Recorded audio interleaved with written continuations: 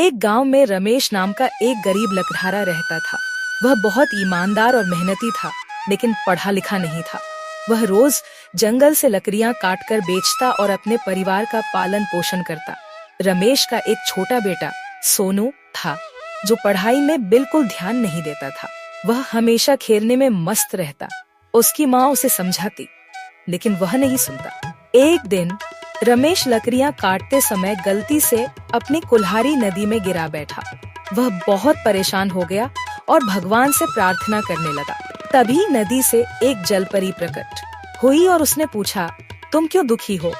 रमेश ने पूरी सच्चाई बताई। जलपरी ने पहले सोने की कुल्हाड़ी दिखाकर पूछा, क्या यह तुम्हारी कुल्हाड़ी है?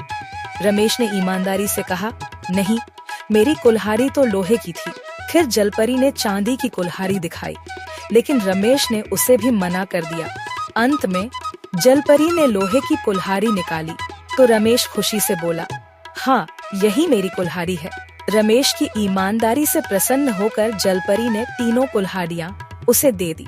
यह देखकर सोनू बहुत प्रभावित हुआ और उसने अपने पिताजी, आपको यह सब कैसे मिला? रमेश ने मुस्कुराकर कहा, बेटा, ईमानदारी और मेहनत से सब कुछ संभव है, लेकिन अगर तुम पढ़ाई करोगे तो तुम्हें ऐसी कठिनाइयों का सामना नहीं करना पड़ेगा।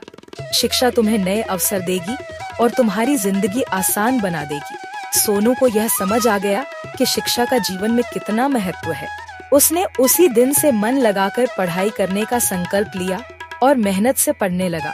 शिक्षा, ईमानदारी और मेहनत से सफलता जरूर मिलती है, लेकिन शिक्षा जीवन को और भी सरल और बेहतर बनाती है। जय श्री कृष्ण।